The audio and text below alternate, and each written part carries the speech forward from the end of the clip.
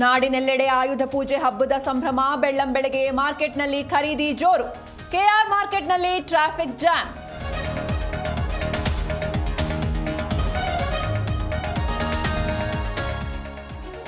ಉತ್ತರ ಕರ್ನಾಟಕದಲ್ಲಿ ಪ್ರವಾಹದಿಂದ ಬೆಳೆಹಾನಿ. ಪ್ರತಿ ಹೆಕ್ಟೇರ್ಗೆ ಹೆಚ್ಚುವರಿ 8,500 ರೂಪಾಯಿ ಪರಿಹಾರ. ಸಿಎಂ ಸಿದ್ದರಾಮಯ್ಯ ಘೋಷಣೆ.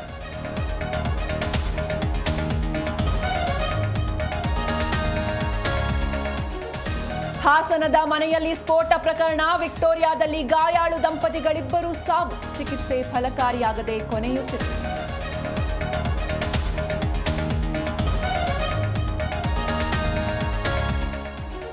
ಬಳ್ಳಾರಿಯಲ್ಲಿ ಪತಿಯಿಂದಲೇ ಪತ್ನಿಯ ಭೀಕರ ಹತ್ಯೆ. ಕೊಡ್ಲಿಯಿಂದ ಕೊಚ್ಚಿ ಲಿಂಗಮ್ಮ ಬರ್ಬರ ಕೊಲೆ. ಸ್ಥಳಕ್ಕೆ ಎಸ್ಪಿ ಡಾಕ್ಟರ್ ಶೋಭಾರಾಣಿ ಭೇಟಿ ಪರಿಶೀಲನೆ.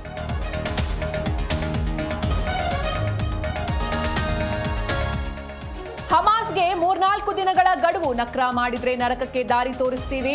ಅಮೆರಿಕ ಅಧ್ಯಕ್ಷ ಟ್ರಂಪ್ ಗುಡುಗು.